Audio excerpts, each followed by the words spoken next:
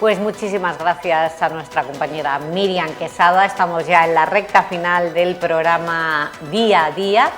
Nosotros vamos a dedicar estos últimos minutos a continuar hablando de patrimonio, porque con nosotros se encuentra quien hace 10 años puso en marcha un proyecto de divulgación cultural llamado Elche Singular. Él es Josué Cerdán. Bienvenido, Josué. Gracias. Además de ser el promotor de esta idea, bueno, hay que decir que eres profesor y funcionario municipal y en estos momentos estás en el Departamento de Cooperación Internacional al Desarrollo. Sí. Josué, eres una persona comprometida con la solidaridad, pero sobre todo con la cultura de Elche y con el patrimonio. ¿Elche Singular qué es? Elche Singular es una propuesta donde se quiere poner en valor el patrimonio ilicitano. Yo, siendo profesor, me di cuenta que muchas personas en Elche no conocían elementos tan fundamentales como es la calahorra. Entonces, dentro de mis clases empecé con el tema de enseñanza del patrimonio municipal y luego pues ya lo extendí al proyecto de Elche Singular. Claro, porque tú antes de ser de la Cooperación Internacional del Desarrollo has estado como maestro en el ayuntamiento dando clases en las escuelas permanentes de adultos. Sí. En la última que diste clase fue la que desapareció, el Ramón Gil Bonanza. ¿Por qué desapareció Ramón Gil? Y además ese nombre que hace... ¿Quién fue Ramón Gil? Ramón Gil fue un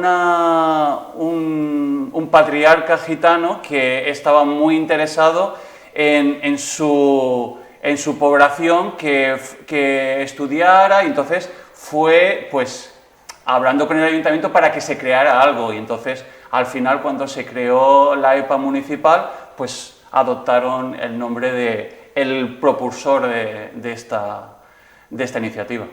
Una iniciativa que duró poco, por lo que... Bueno, hasta el 2021 hemos tenido casi 30 años de escuela. 30 años, y ahí te diste cuenta que las personas mayores que acudían a esa escuela no conocían ni siquiera la calahorra. Claro, el problema es que a partir de los años 60 vino muchísimas personas para trabajar en fábricas y su vida era la fábrica, la casa, la fábrica. Entonces, bajar al centro, como ellos decían, pues muchas veces no se hacía, entonces no conocían. Entonces ahí tuve yo la oportunidad de ir mostrando todo el patrimonio que tenemos. Bien, pues esa idea la tuviste, empezaste a decir hay que mostrar, hay que divulgar el patrimonio que tenemos, ahora me contarás cómo, pero esa idea se convirtió en Elche Singular. Sí. Y ahora lo que habéis puesto en marcha, y por eso estás aquí, es una campaña para captar socios. Sí. O para captar aportación económica. Exactamente. Que os permita ser una fundación. Exactamente. ¿Por qué queréis convertiros en una fundación? A ver, hay dos figuras que nos podríamos convertir, una asociación o una fundación.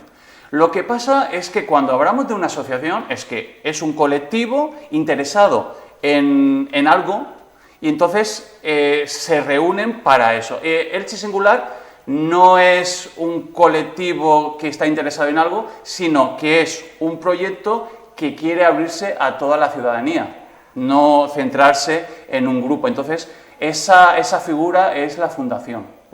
¿Y cómo divulgáis el patrimonio? ¿Qué hacéis? ¿En redes sociales? ¿Conferencias? ¿Qué hace Elche Singular? A ver, ahora mismo la actividad que más éxito está teniendo es Rutas Elche Singular, que a lo largo del año vamos realizando rutas por toda la ciudad. Por ejemplo, la última que hicimos en el 2024 fue hablar sobre puentes históricos y hablamos del puente del ayuntamiento, ¿no? De Canalejas. De Canalejas, el Pont Nou, y luego ahora, a principio de año, hemos estado trabajando el barrio del Pont Nou, el barrio del Corazón de Jesús, que antiguamente era llamado el barrio del Pont Nou. Pues hemos hablado de ese barrio, su formación, los elementos que ahí hay interesantes patrimonialmente y toda la evolución. Ah, pues me encantaría que me comentaras precisamente el Pont Nou, ya que lo tienes fresco y ha sido la primera ruta que habéis elegido de 2025. Primero, ¿por qué habéis elegido esa ruta en 2025 para comenzar el año? La del Pont Nou. Sí, a ver, sobre todo habíamos trabajado mucho en el margen izquierdo del río, entonces toda la ciudad islámica, el Raval, toda esa zona. ¿Qué pasa? Pues que luego a partir del siglo XX se empieza el ensanche de Poniente con la creación de ese puente. Entonces es como ampliar el radio de acción de las rutas.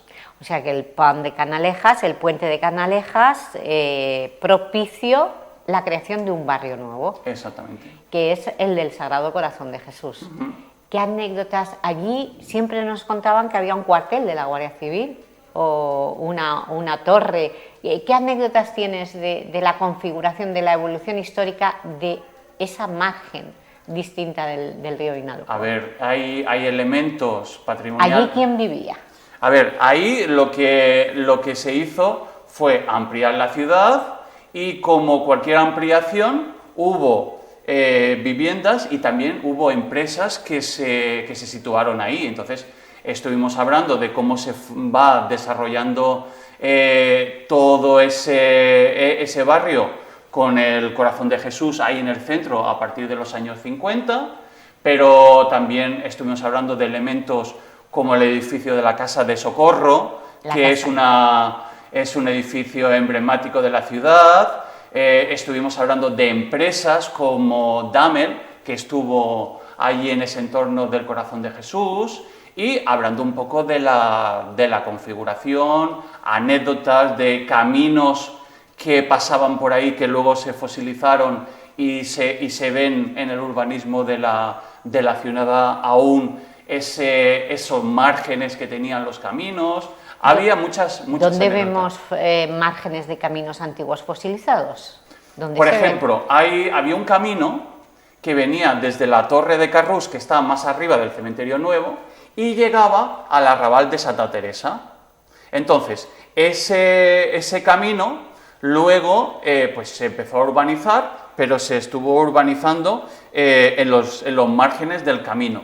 Y si nosotros, en el Corazón de Jesús, el pequeño paseo que hay en la puerta, miramos hacia la izquierda, vemos edificios, pero como cortados en diagonalmente, vemos un espacio que no se ha edificado con más de una altura.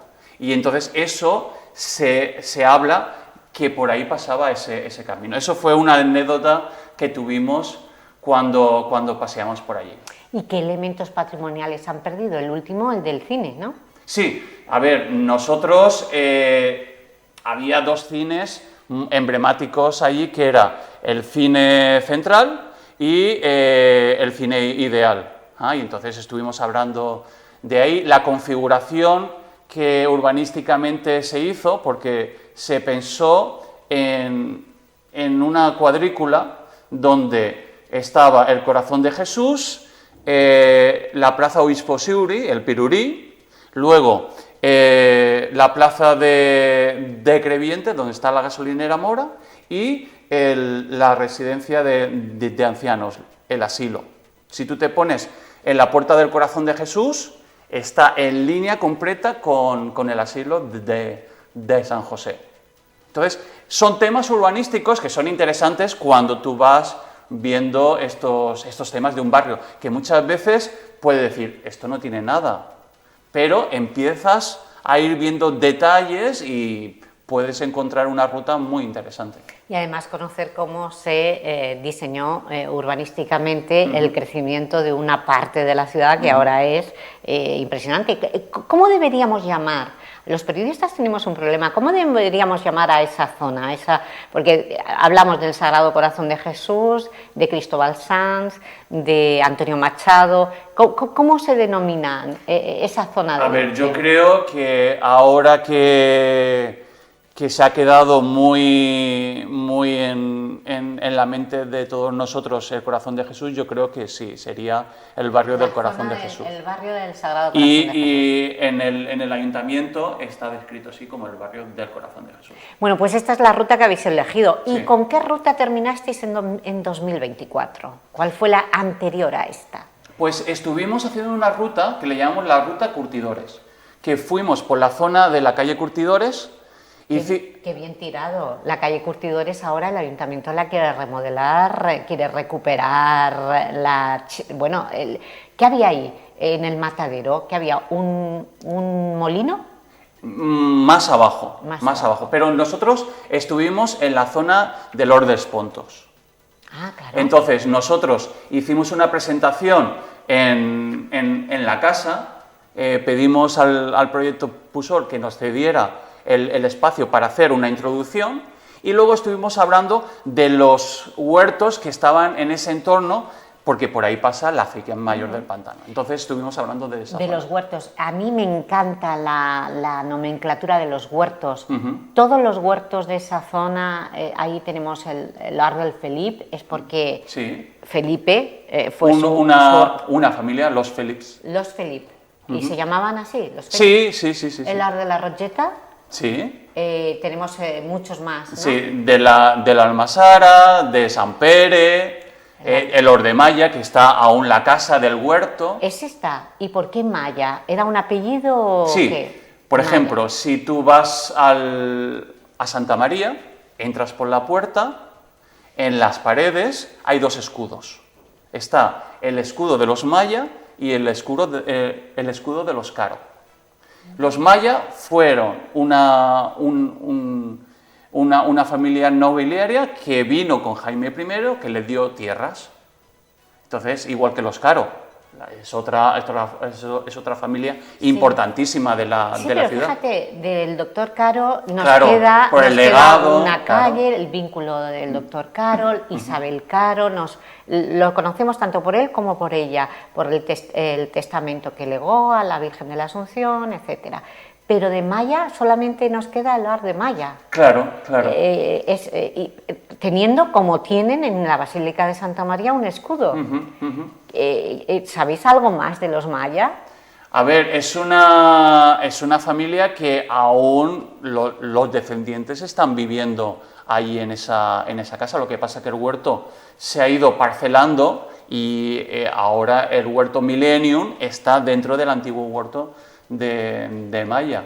¿Y el Hort dels Pontos también? No, eso ya era de... Porque están en la misma zona. Sí, lo separa el camino de la Almásera, ¿no? Pero sí, está en esa zona. ¿Y el Hort dels Pontos por qué Pontos? Porque también era una familia. Los Pontos era el apodo de una familia. Ajá. Entonces, estudiáis en esa zona, en esa ruta, curtidores. ¿Y curtidores por qué? Porque ahí había, en esa calle, es una de las calles más emblemáticas Claro, de por ahí pasa la acequia mayor. Teóricamente se podría llamar porque los curtidos de las pieles se utilizaba el agua de la acequia y se curtían las pieles ahí junto. Estamos junto a hablando la del acequia. siglo XVII o antes claro, del siglo XVI, claro. Y por ahí que nos queda solo Sí. lo de curtidores, esa pista. ¿Y qué mostráis más? Porque en la torreta, ahí tenemos la Torre Vigía. Claro, ahí nosotros llegamos hasta ahí la zona, no llegamos al escorchador. Nuestra próxima ruta va a ser del escorchador hacia abajo y hablaremos de la Torre de Resemblán, el Molino de la Veta de Resemblán, que también es otro proyecto que está realizando ahora mismo el ayuntamiento. Entonces, también es una forma de ir divulgando los proyectos que se están activando, porque es importante que se conozca cuando se escucha una noticia, que se sepa de qué se está hablando. Vosotros también tenéis un papel, aparte de divulgación, tenéis un papel reivindicativo porque sois los que más en contacto estáis con el patrimonio. Vosotros hacéis rutas y podéis incluso denunciar pues, ataques vandálicos a cualquier a cualquier monumento o cualquier elemento patrimonial que tengamos. Eso, ¿estáis notando que la ciudadanía es respetuosa con su patrimonio? ¿O estáis notando que los gobiernos que se suceden están siendo poco sensibles con respecto a mantener el patrimonio? La filosofía del Elche Singular tiene 3 ejes, ¿no? Conocer, valorar y proteger. Entonces, ahí, en cuanto a la valoración y a la protección, sí que enfatizamos el tema de la protección y sí que muchas veces hemos hablado, pues eso, de elementos que no se han ido trabajando adecuadamente. ¿Por ejemplo? Pues, por ejemplo, una de las cosas que íbamos reivindicando por mucho tiempo, que ahora ya se está iniciando, es el tema de la casa del Huerto de la Virgen, que ahora se ha empezado a hacer la rehabilitación. ¿Habéis visto cómo ha ido deteriorándose? ¿Estaba ocupada? ¿Había incendios? No, y sobre todo es que tenía un riesgo de ruina muy importante, y lo que no queríamos es que se perdiera ese patrimonio. Ese patrimonio es muy importante por muchos elementos, porque era una casa de un huerto importante, porque es un elemento primordial en la Avenida de la Virgen, y entonces ahí hay muchas cosas que incidían en su protección. Bueno, pues se ha salvado Sí. de caer, pero hay otros elementos patrimoniales que están ahí, amenazados. Sí, yo soy miembro de la Comisión de Patrimonio Cultural del Consejo Local de Cultura, y ahí ponemos de manifiesto, pues eso, cosas que vemos que son necesarias de cambiar, y hacemos propuestas para que se vayan trabajando, y hay muchas cosas que se han hablado en el Consejo que luego se ha puesto en marcha. De todas, lleváis 10 años Sí. haciendo estas rutas Sí. del Elche Singular. De todas, ¿hay algunas que se hayan repetido por demanda popular? ¿Hay alguna que destaque por encima de otras? Ahora, en el 10º aniversario, vamos a repetir algunas, ¿vale? Las 2 rutas o visitas más importantes, que la gente siempre las reclama, es la visita a la Calahorra y la visita al Raval. Uy, esto tiene mucho misterio. La Calahorra, ¿la gente está fascinada porque se conoce poco de la Calahorra? Sí, sí. Y muchas veces, cuando ven lo que hay dentro de la Calahorra, siempre empiezan a decir, pues eso, que no me esperaba lo que estoy viendo y no sabía, y entonces es importante. ¿Preguntan todos los que entran en la Calahorra, preguntan por los túneles de la Calahorra? Todos. Vale, desde Elche Singular, ¿qué sabéis de esos túneles? A ver, nosotros en Elche Singular hicimos un grupo de trabajo que íbamos trabajando varias temáticas. Una temática era Torres Vigías, y al final de ese grupo de trabajo salió un trabajo que se ha publicado, que está hecho por 2 miembros de ese grupo, que es La Calahorra, una torre de leyenda. Y ahí 2 personas, un historiador y un fotógrafo, han estado indagando y han hecho una buena recopilación de toda la información que se tiene de la Calahorra. Y ahí sí que estoy contento del trabajo que se ha realizado. Bueno, y también la Calahorra, supongo que en ese libro recoge todo el misterio que envuelve a la masonería, Sí. porque todos, de hecho, la sala de la logia masónica con las pinturas de Pedro Ibarra reflejan, y con las trampillas que hay, y los trampantojos también que hay, refleja cómo se podían hacer las tenidas, las reuniones de los masones en esa... Todo eso también lo explicáis cuando vais. Claro, y la verdad que la Calahorra es un elemento que tú puedes explicar toda la historia de Elche, desde los inicios hasta la actualidad. Entonces, como una clase de historia, la Calahorra es excepcional.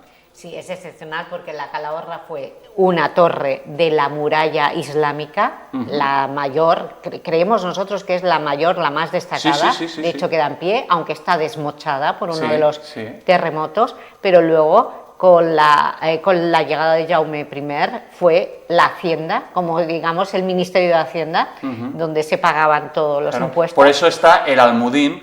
La sala masónica no está en la torre, está en el Almudín. El Almudín, que es el almacén donde se acumulaba el grano. Por eso cuando uno entra en la Calahorra tiene ese gancho, ¿no? Esa grúa, que es ahí donde se pesaba.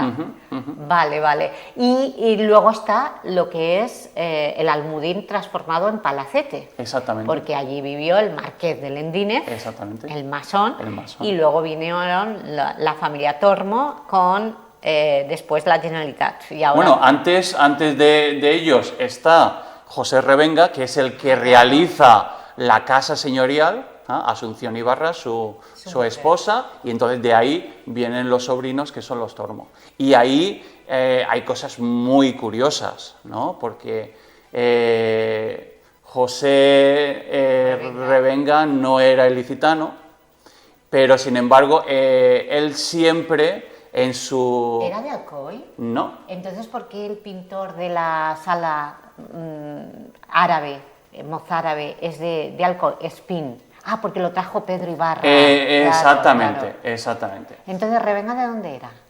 A ver, Revenga era de un pueblo de Albacete.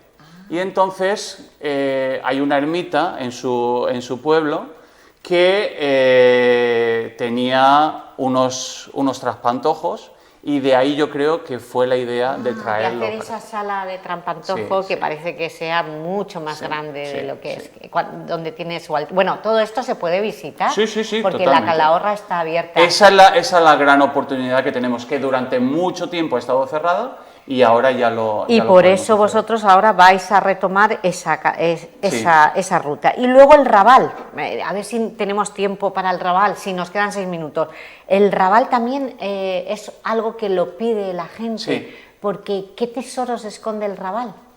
Porque ya su propia arquitectura, su configuración urbanística ya es un tesoro. Allí podemos ver perfectamente cómo iba el alcantarillado, ¿no?, en las calles.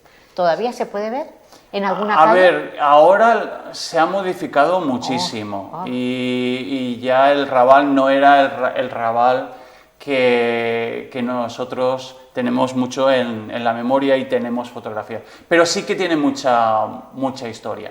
Y, por ejemplo, hay una cosa que siempre yo hablo, que entramos por la puerta del Raval, que no es por donde normalmente se entra. A ver, ¿por dónde? Tú subes la calle Ángel, la primera calle hacia la derecha, hay una tienda de pollos en la esquina. Sí, y donde está la casa tan bonita. Exactamente, pues esa casa, ¿vale?, es el inicio del Raval. Ah, por ahí se entraba antiguamente. Es que cuando tú ves el nombre de la calle, se llama la Puerta de la Universidad de San Juan. El Raval antes se denominaba la Universidad de San Juan. ¿Por qué? Porque era un grado administrativo inferior a lo que era la villa. Entonces, ahí el señor de Elche tenía el dominio de esa universidad, después de la expulsión de los moriscos en 1609, entonces por ahí se entraba. Porque esta entrada que vemos actualmente, que es por donde pasa Cantó, esa es una calle nueva. Inicialmente se entraba por ahí y ya se bajaba por donde estaban los cines Odeón y ya a la plaza de San Juan. Entonces hacemos ese recorrido, hablamos que la plaza de San Juan tiene elemento muy importante, que es la iglesia de San Juan, pero que antes, en el siglo XVI, fue una mezquita. Y entonces ahí estuvimos hablando de eso. Hay donde ahora está... ¿Cuántas iglesias había en la Universidad de San Juan, en el barrio del Raval? Solamente estaba esa, la iglesia de San Juan. Lo digo porque en la carátula también, ¿te acuerdas que la carátula desapareció y había un campanario? Sí, pero eso se utilizó como iglesia mientras que estaban restaurando la basílica. Cuando se quemó la iglesia de San Juan, ¿se utilizó? ¿O la basílica de Santa María? Sí, bueno, todas esas iglesias se quemaron. Entonces, cuando no pudieron utilizar las iglesias, sí que se utilizó. Ahí donde estaba la carátula, esa era la casa, el edificio donde se inició una empresa muy importante de Elche, que era la Viuda de Maciá. Claro. El SOR empezó ahí, donde luego estuvo la carátula. Y la casa que hemos hablado, ahí en la puerta de la Universidad de San Juan, esa era de la familia del SOR. Claro, la Viuda de Maciá es la que... Ahora es el colegio Candalix. Es la que luego fue la fábrica de Candalix, que también tiene de todo, premios y todo, Antonio Serrano Bru, por haber respetado esa fábrica tal y como la construyó la Viuda de Maciá, el SOR. Bueno, pues son rutas, evidentemente, nosotros nos hemos quedado con 4 solo, hemos podido, la del Raval, la del Sagrado Corazón, la del Pont Nou, la de la Calahorra y la de los huertos, los de los huertos de alrededor del Ar de Malla. Ya sabemos que Malla es uno de los apellidos de las familias nobles que vinieron con el rey Jaume I a conquistar esta ciudad y bueno, pues a cristianizarla. Y de ahí, es cierto que de ahí, cuando Jaume I llegó, la Universidad de San Juan fue para los moros, para la morería, y el resto, la ciudad, lo que es el casco histórico, para los cristianos. Josué Cerdán, gracias por esta clase de historia. Gracias a vosotros. Gracias por esa divulgación, conservación y sobre todo reivindicación. Ustedes vigilan el patrimonio de la ciudad y espero que tengan suerte, que haya mucha gente que les apoye económicamente con esta campaña, porque ha venido precisamente a hablar de ello, de que necesitan apoyos económicos para convertirse en asociación o fundación con el fin de continuar 10 años más o 20 esta tarea que comenzaron. Muchas gracias.